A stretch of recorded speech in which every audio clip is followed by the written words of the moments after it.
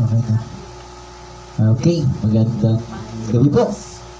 Para po sa ating message ngayong gabi, sa mga nasa kanilang bahay, ano po, na nakikinig at nanonood sa ating message.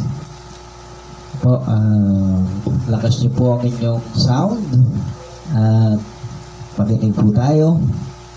Ito po ang ating message ay ito po yung lesson natin sa MDK para po pakinabangan natin ng lesson na ito. Hindi lamang po, ito tinuturo po namin sa kapulisan at ganoon din po sa mga bilanggo. Yan. Para po makita natin ang mga bagay na katotohanan na po. So, ang sabi po rito sa ating message o sa ating verse sa Exodus 20 verse 16 at saka po Proverbs 12:22. Yan, tingnan niyo po.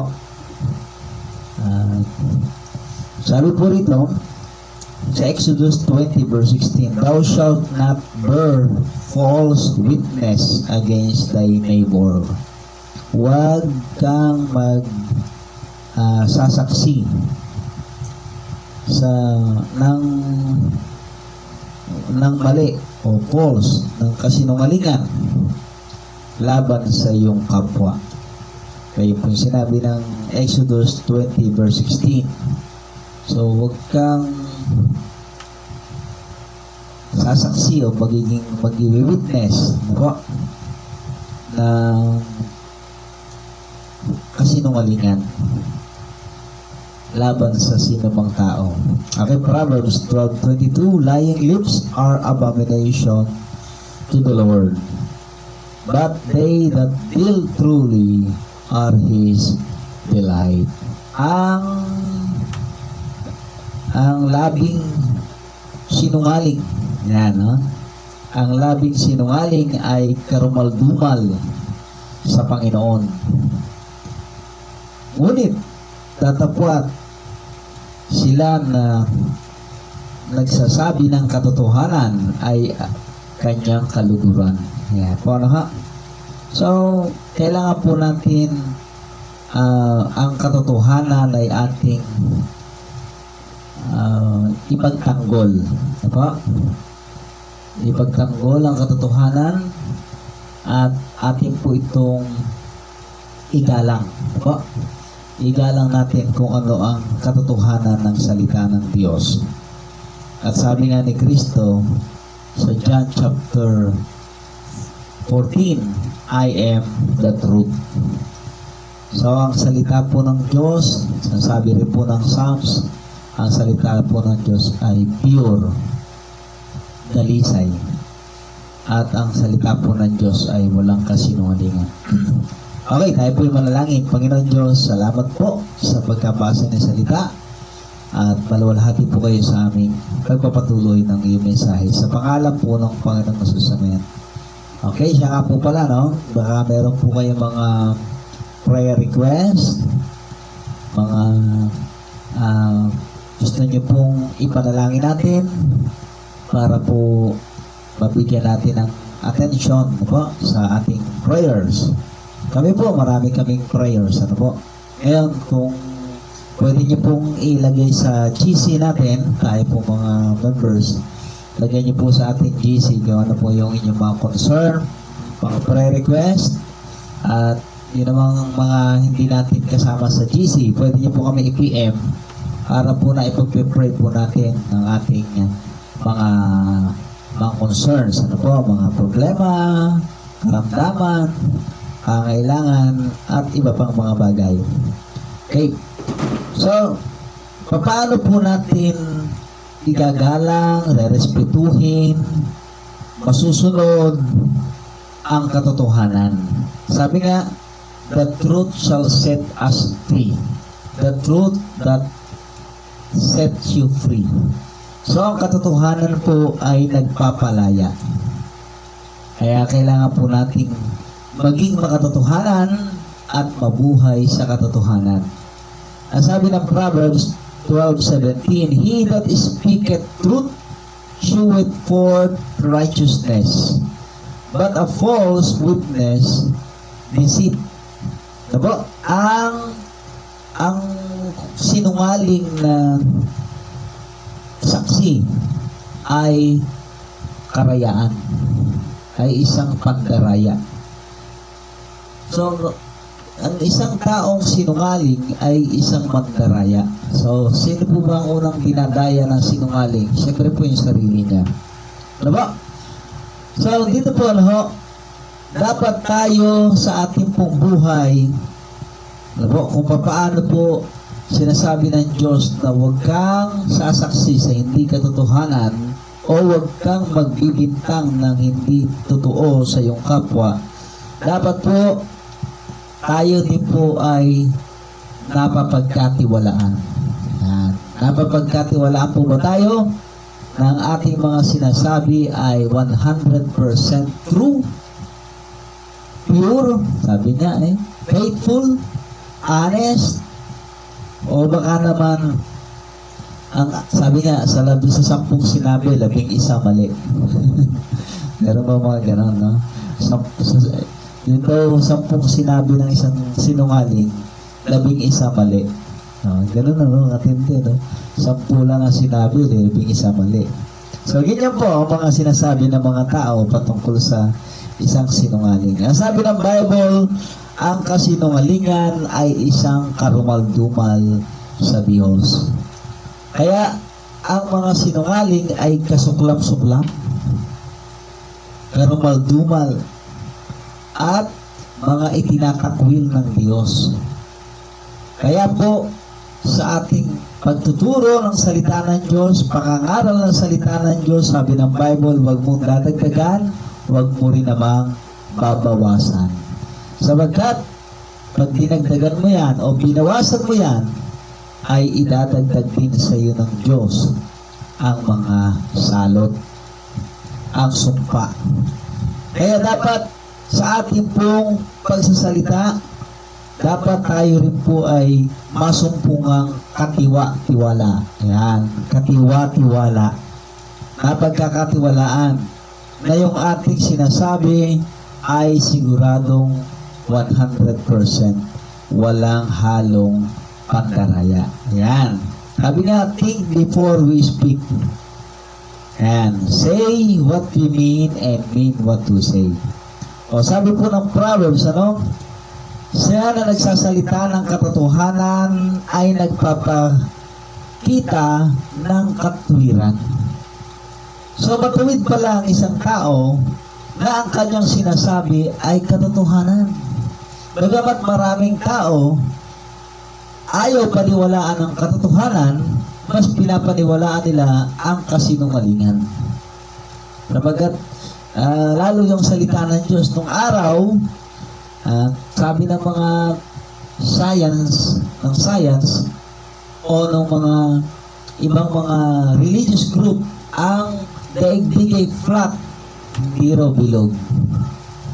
Kaya nung ma-invento ni sino ba yung naka-invento ng microscope? Perfected the microscope. Galileo Galilei. Nakita niya na ang Earth ay bilog.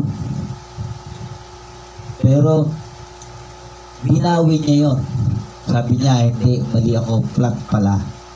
Pero ngayon, sinong tao ang naniniwala at mapapaniwala mo na ang Earth ay flat? Pero bakit binawi ni Galileo Galilei ang kanyang sinabi?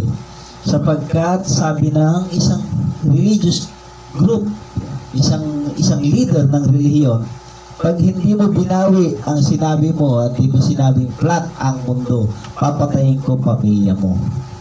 At nung panahon na yon, yung grupo na yan, ang religious group na yan, ang pinakamataas sa kanila ay kinukonsidera nila na Diyos. Kaya pa nagsalita ang religious group na yon, ang kanilang paniniwala, hindi iyon nagkakamali.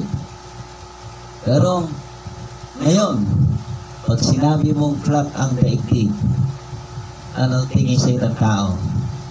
Diba? Flat din ang utak mo. Pangalawa, ang sabi ng science, walang corner ang Earth. Bakit? Kasi bilog. Diba? Nung naniwala sila na bilog ang Earth, at bago po yan sinabi ni Galileo Galilei, sinabi na po yan ni Daniel na ang Earth ay mayroong balantok. Sabi ng balantok, curve. Curve. Hindi po siya flat. Kaya po, ang daigdig ay bilog. At sabi nung sinabi pa yan na ito'y nakalutang sa kawalan. Nasabi na itong mga religious group, paano mangyayari yun? Diba? Kaya ang paniniwala noon na ang Earth ay nasa balikat ni Hercules. Diba? Nakapasan daw kay Hercules ang Earth. Pero pinapaniwalaan ng tao yan. Bakit po? Sapagkat sa kanilang pananaw, ang kanilang leader ay parang Diyos o Diyos na hindi kailanman nagkakamali. Ang tawag nga po sa kanila ay infallibility of yan, yun nga pong kanilang leader na yan. Infallible, hindi nagkakamali. Mga kapatid, isa lang po ang hindi nagkakamali, ang Diyos lang. Wala pong taong infallible.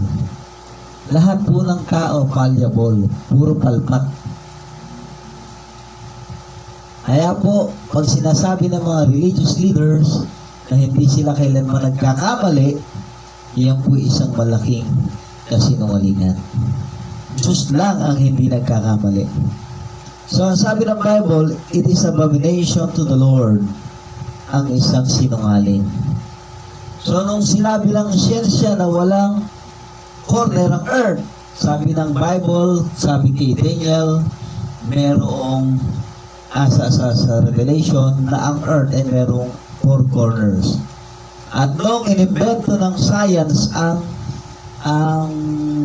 satellite, pinakawalan nila to sa space, outer space, at yung satellites ay nagpunta sa 4 na sulok ng planet Earth.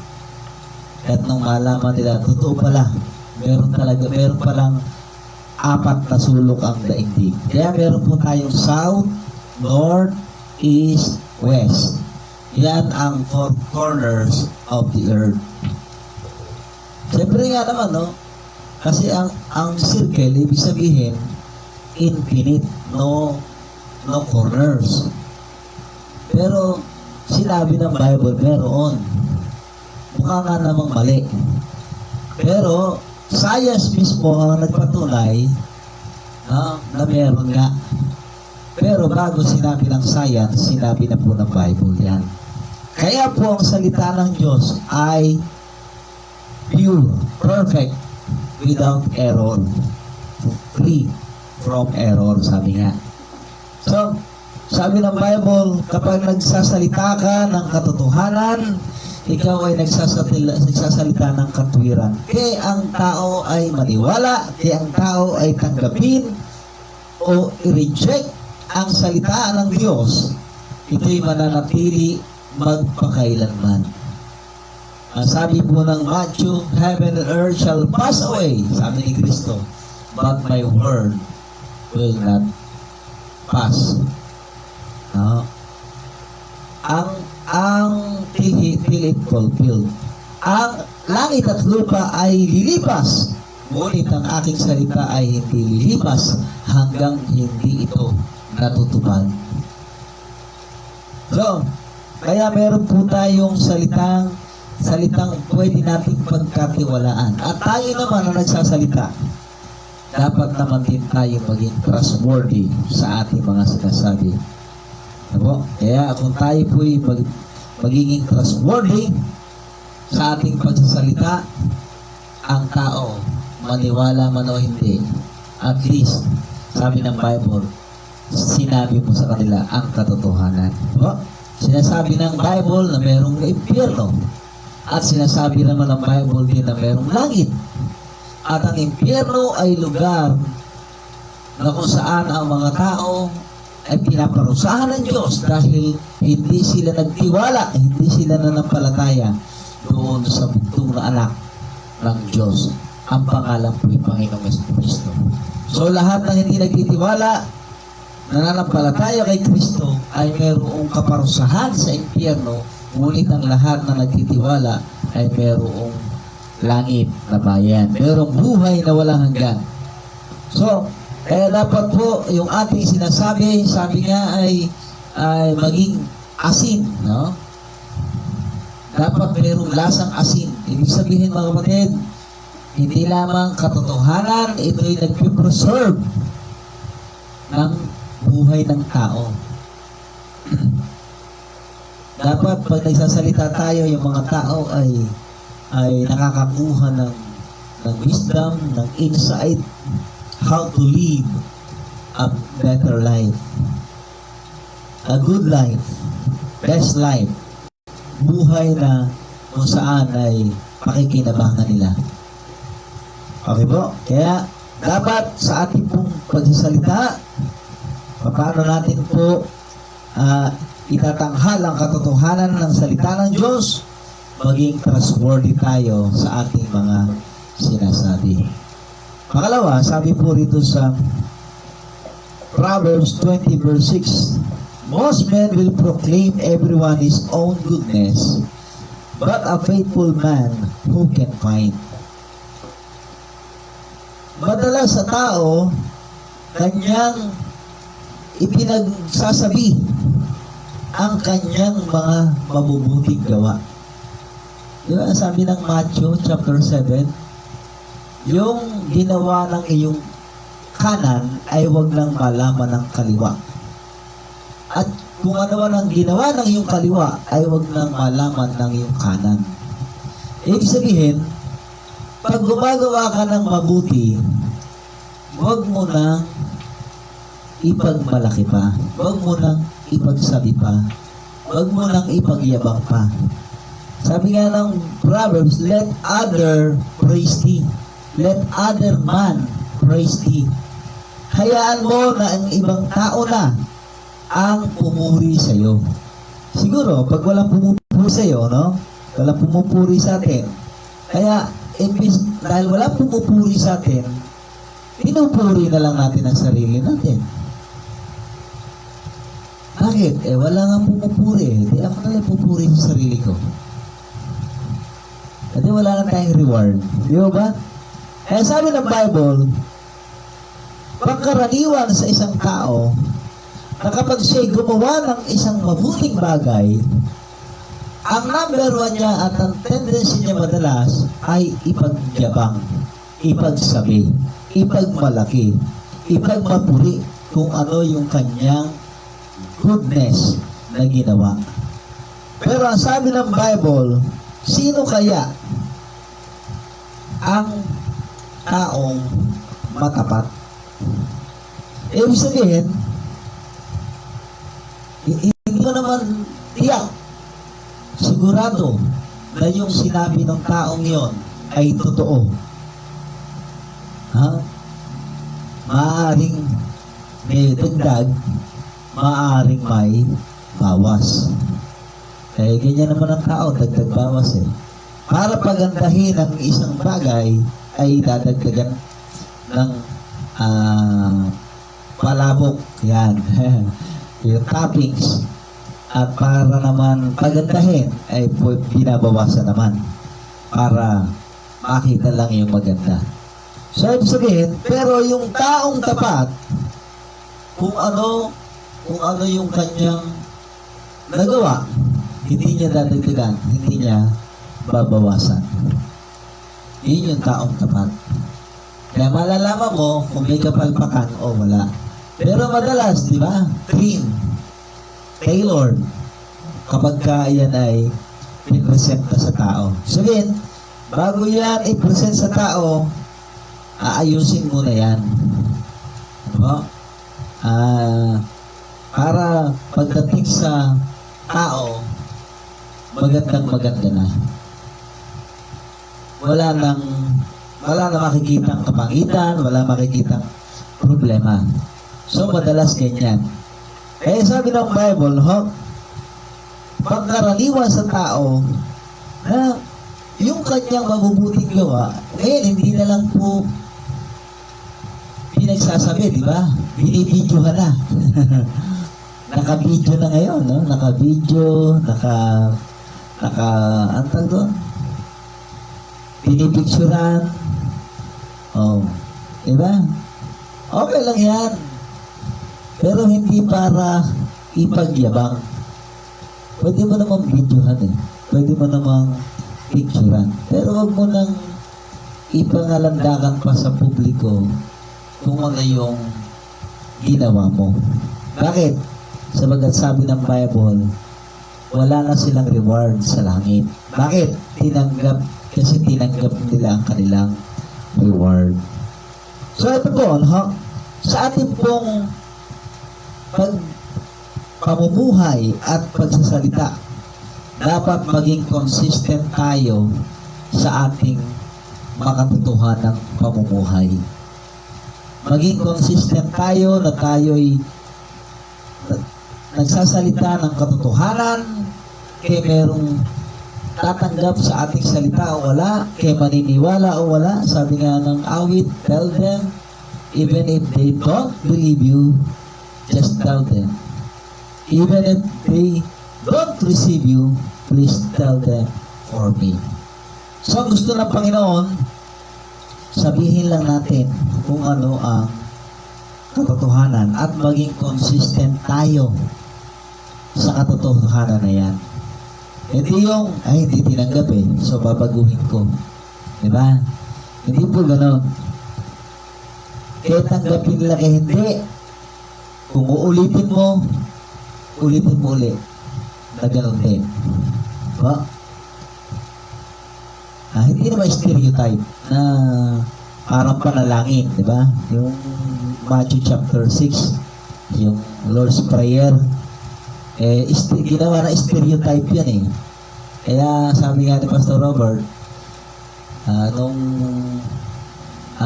dati, nagja-jogging sila ng alas 4 na madaling araw. Pagdating na alas 5, may nagpe-pray sa isang malaking simbahan. At out of curiosity, tingnan ko nga kung sino yung nananalangin. Nasaan yung nananalangin. Hinanap nila, wala silang makitang tao sa loob ng simbahan. Pero may nagpe-pray. Natakot pa siya. Bakit? Wala na tao pero may nananalangin. Nakita po nila ang isang cassette tape. Ang isang cassette na nagpe-play. At ang play ay yung Lord's Prayer. Ni-record yung prayer. At paulit-ulit na sinasabi noong cassette. So, stereotype. Kaya nga, ang panalangin, sabi ni Kristo, huwag niyong gagawing paulit-ulit na katulad ng ginagawa ng mga skriba at mga pariseyo.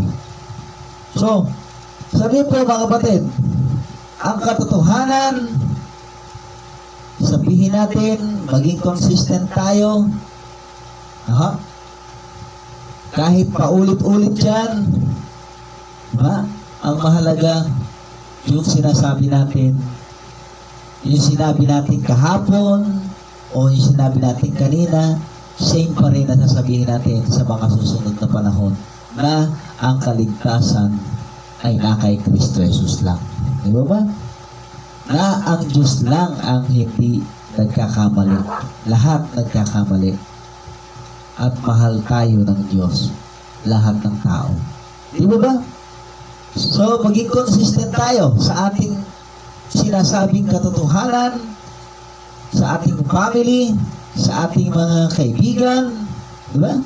Huwag tayong kahit na lang mukhang ang sinasabi mo ay pinagtatawanan na lang nila. Kahit na mukhang yung sinasabi mo ay mukhang hindi nagiging totoo sa'yo. Diba? Minsan gano'n no? Sabi nga, marami daw Kristiyano na nagsasabi ng katotohanan na mukhang kasinungalingan, sinasabi.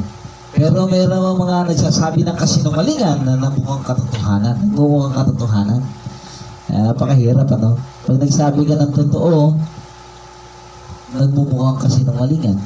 Pero pag nagsasabi sila ng kasinungalingan, nagmumukhang totoo. Di ba? Narinig niyo ba yung balita? Patungkol sa Pilipinas at China. Ano naman? Na yung China ay nagsasalita ng laban sa Pilipinas na sabi ng ating mga pinuno, mga leaders, ang China ay gumagawa ng kwento. Gumagawa ng kasinungalingan. Di ba ba? Mga... Isa ba kapatid? Okay, maganda ginagawa ng bansa natin, ano? Hindi lang tayo nagsasalita, may picture pa, may video pa. Yan. Para makatotohanan. So, be consistent, mga kapatid. Sabi nga, we hold accountable when our words do not match our actions. Kaya, we hold ourselves accountable. So, accountability po natin yun. Kung tayo po ay magsasalita at ang ating salita ay hindi po umaayon sa ating ginagawa. Sabihin, iba yung sinasabi mo, iba yung ginagawa mo. Dapat, pag sinabi natin na love our enemies, so yun nasabi ng Bible, dapat yun din na ipamuhay natin na maging ang ating kaaway ay ating minamahal at nais natin silang makakilala sa Diyos. Nais natin silang madala sa katotohanan ng salita ng Diyos. Diba? Kaya, sige lang, tuloy mo lang. Kung hindi naniniwala sa'yo, tuloy mo lang.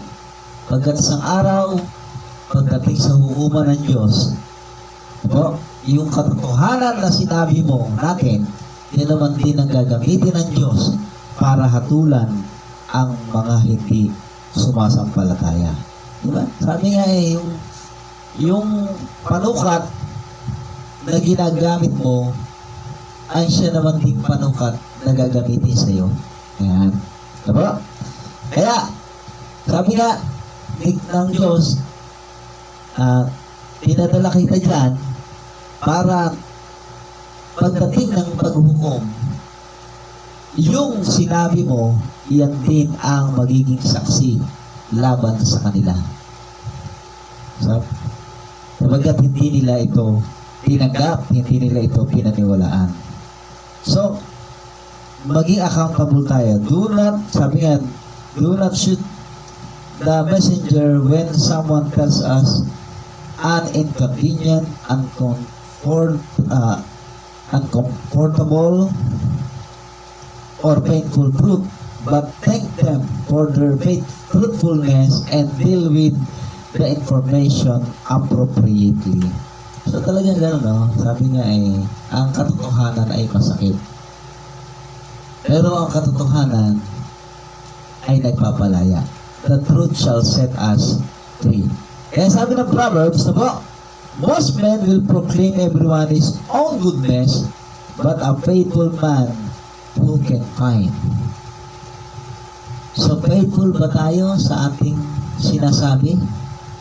Consistent ba ang ating sinasabi sa tao patungkol sa katotohanan na nasa atin?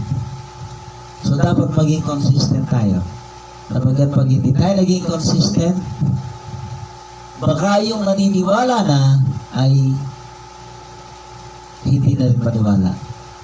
Pero kung tayo consistent, at least yung naniniwala, mananatiling naniniwala. At baka sakali, yung dating hindi naniniwala ay maniwala. Parang ganito, si Dr. Sheppy, merong isang babae na lagi siya binibigyan ng red rose. Sabi niya, bakit binibigyan mo ako ng red rose? Ibig sabihin, hanggat hindi nagiging puti ang rose na yan, ibig sabihin hindi ako naniniwala sa iyong sinasabi. So, isang araw si Dr. Sheppy ay namatay. at nilibing. So doon sa kanyang libingan, nung siya'y tinatabunan ng lupa, lumapit yung babae doon sa hukay at naghagis ng puting rose. So, ibig sabihin, dumating ang punto na yung babae naniwala kay Dr. Sheppy. Noong nabubuhay si Dr. Sheppy, hindi siya naniniwala sa pinapangaral ng Dr. Sheppy. Pero nung namatay si Dr. Sheppy, napagtanto ng babae na tama at totoo ang sinasabi ni Dr. Sheppy. Kaya naghagi siya ng white rose. At yung babae na yon, na nagsabi kay Dr. Sheppy na hanggat hindi puti ang bulaklak na binibigay ko sa iyo, ibig sabihin ay hindi ako naniniwala. Kaya nung si Dr. Sheppy namatay, nilibing, yung babae na yon ang nagpatayo ng church. Diba? Dahil ang church ni Dr. Sheppy ay sinunog. Sinunog ng mga young people. Pero hindi siya nagalit sa mga young people. Pinatawad niya yung mga young people. At hanggang si Dr. Sheppy ay namatay. Hindi siya nagdalang galit sa mga young people na gumawa noon. Kaya nung namatay si Dr. Sheppy, ipinatayo ng babae ang church na nasunog ng double ang size. Mas malaki ng 2 beses kaysa doon sa nasunog. Parang yung church ni Dwight L. Moody. Nung masunog ang church ni Dwight L. Moody, ito'y naitayo muli sa magitan ng mga missionary na kanyang sinuportahan. At nung maitayo ay times 2. Double nung nasunog niyang church. So, ibig sabihin mga kapatid, tuloy lang natin. Pangaral lang natin ang Ebanghelyo ng Panginoong Jesucristo na siyang kapangyarihan ng Diyos sa kaligtasan ng mga tao. Kaya maniwala sila kaya hindi, be consistent. Telling them the truth. Nothing but the truth. Diba? At ang sabi ng Proverbs 11:13, a talebearer revealeth secrets, but he that is of a faithful spirit concealeth the matter. Yun daw mga talebearer. Ang tawag po rito ay mga chismoso, chismosa.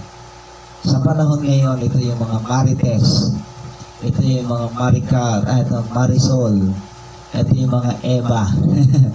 Mga Eva, iniiba ang kwento. Diba? At kung ano-ano pa.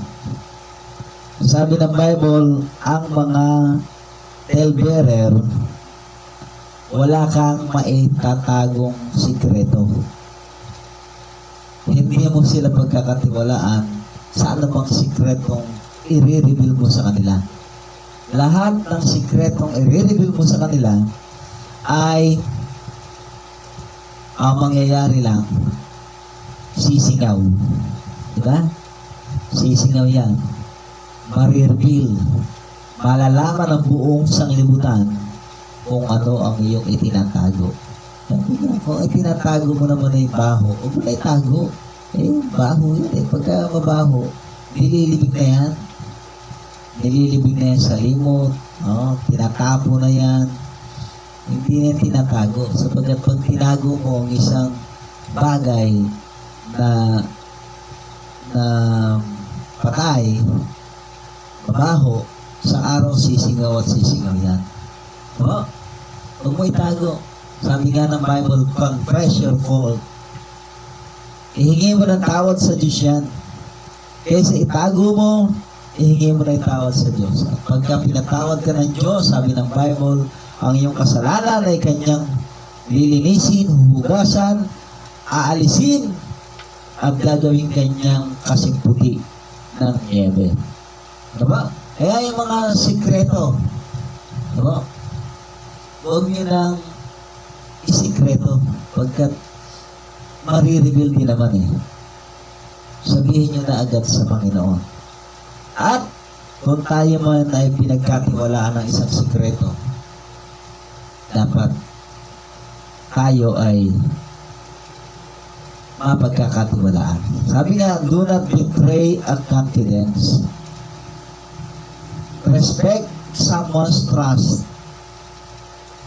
in you to keep a secret. Dapat, kung merong mga taong magsasabi sa atin ng kanilang mga sikreto o yung mga tinatag na kinatatakutan niya sa buhay niya na ayaw niyang mangyari pero ayaw niyang i-reveal mo sa iba, at least parang nagano lang siya, naghahanap ng hihingahan sa kanyang problema, sa kanyang kinatatakutan, ano ba? So, dahil alam niya ba na mapagkakatiwalaan ka, diba? Kaya ni-reveal sa iyong sikreto. Dapat, sabi ng Bible, a faithful spirit canceleth the matter. Ibig sabihin, yung sikreto ay mananatiling sikreto, diba? Sapagkat ikaw ay ang taong merong dignidad na pwede kang pagkatiwalaan ng mga bagay na masiselan. Di ba ba? Pero, kung ikaw ay talebearer, tawag dyan ni Marisol, Marites, at kung ano pa, walang sikretong maitatago. Kaya nga, dapat bilang mga anak ng Diyos, diba? Mapagkatiwalaan tayo sa sikreto ng iba. Para naman kung sila hihingi sa atin ng payo, hihingi sa atin ng mga bagay-bagay kung paano sila makakasurvive at paano sila makakaalpas sa kanilang mga pinagdadaanan sa buhay. Alam nila kung saan sila lalapit. Kanino? Siyempre, sa pinagkakatiwalaan nila na hindi sila ibibetray sa ibang tao. So, sabi ng Bible, kailangan tayong maging tapat. Sabi nga, lying lips are abomination to the Lord, but they that deal truly are His delight.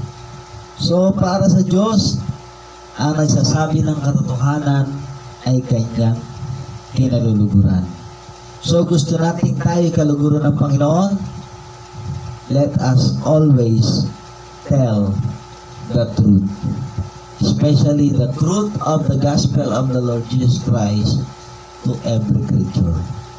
Sapagkat kung itatago natin ang Ebanghelyo ni Kristo sa mga tao, isang araw, pag sila'y hatulan na ng Panginoon, diyan sa langit na bayan, bago sila itapon sa dagat-dagatang apoy, sisisihin ka nila. Sisisihin nila tayo. Ba't di mo sinabi sa amin? Ba't di mo pinangaral sa amin? Ba't di mo tinuro sa amin?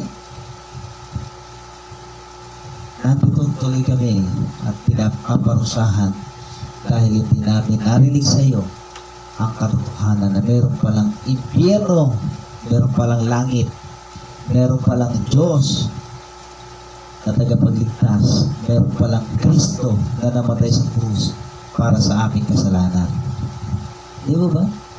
So, dapat tayo mga lingkod, tayo mga anak ng Diyos, hindi po lang pastor, hindi lamang po mga evangelist, missionary.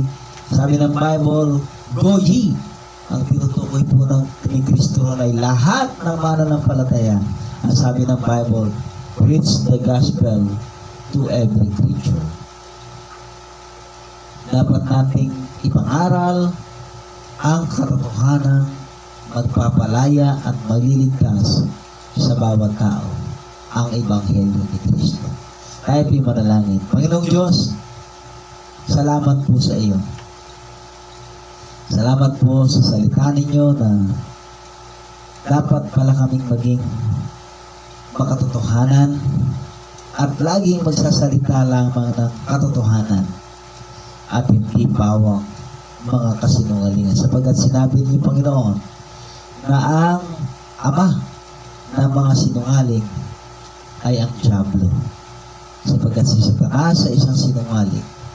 At sinabi ninyo sa Revelation na ang lahat ng sinungaling, ang kanilang bahagi ay sa aapoy at impyerno, doon sa dagat-dagat ng apoy na siyang ikalawang kamatayan. Kaya Panginoon, dapat lagi kami nagsasalita ng mga bagay na katotohanan ng iyong salita, sapagkat ang salita mo lamang ang totoo, ang tama, at hindi kailanman nagsasabi ng kasinungalingan. Mabuhay kami, Panginoon, sa salita mo at ipangaral namin ang buong puso, buong katapatan, buong katsagaan, Panginoon, buong pag-ibig sa bawat tao, the whole oracles of God. Huwag naming itago sa tao ang mga katotohanan. Sabihin namin sa kanila, ipahayag namin sa kanila ng buong katapatan, especially sa aming mga loved ones. Panginoon, magbibigay po ako ng paanyaya. Bago tayo magwakas, mga kapatid, nasabi mo na ba sa iyong loved ones, sa iyong magulang, sa iyong mga kapatid, sa iyong, kung ikaw ay may pamilya, sa iyong partner in life, sa iyong mga anak o mga apo, ang katotohanan ng Ebanghelyo ng Panginoong Hesus? At kung hindi pa, kung hindi mo pa sinasabi sa kanila, ikaw ay nagiging isang sinungaling sa iyong hindi pagsasalita ng katotohanan. Sapagkat sa araw, hahatulan sila ng Diyos kung hindi nila nalaman sa iyong katotohanan at sila'y napahamak sa impyerno. Sabi ng Bible, their blood I will require into thine hand. Ang kanilang dugo ay sisingilin ko sa iyong mga kamay. So much better na sabihin natin sa kanila the truth of the gospel. Kung sila man itatanggi at mapahamak sa impyerno, at least gumawa tayo ng ating paraan. Ginawa natin ang ating katungkulan to tell them the truth, the gospel of salvation. Pero mas maganda sana kung sila tatanggap, maniniwala, sasampalataya sa Panginoong Hesus, sa Ebanghelyo ni Kristo, upang sila'y maging tagapagpala ng langit at tatawagin ng mga anak ng Diyos. Tingnan mo, yung bang pamilya mo ay Kristiyano na? Kung hindi pa, gawin mo na ngayon. Sabihin mo na sa kanila ang katotohanan at huwag kang magiging sinungaling sa magitan ng iyong pananahimik. At dalhin mo sila sa church. Isama mo sila sa church upang marinig nila ang buong katotohanan ng salita ng Diyos habang ang pastor ay nangangaral ng salita ng Diyos. Tayo manalangin. Panginoon Diyos, salamat po sa aming pong natutunan ngayong gabi. Tulungan niyo po kami na mabuhay kami sa katotohanan at aming ikalat ang katotohanan ng iyong banal na salita upang maraming kaluluwa ang manampalataya kay Kristo. At sila'y mabuhay, Panginoon, sa mundong ito na mayroong katotohanan sa kanilang buhay. Ama, salamat po. Pinupuri ka namin sa iyong banal na salita. Tulungan niyo po kami na patuloy na sumunod sa iyo at magtiwala. Bless you rin po ang aming offering sa gabi ito. Pumamit na langit sa pangalan po ng Panginoong Jesus na ngayon. Give thanks with a grateful heart. Give thanks to the Holy One. Give thanks because He's given Jesus Christ His Son. And now let the weak say, I am strong. Let the poor say, I am rich, because of what the Lord has done for us. Give thanks, give thanks. Amen po. Marami pong salamat sa bawat isa.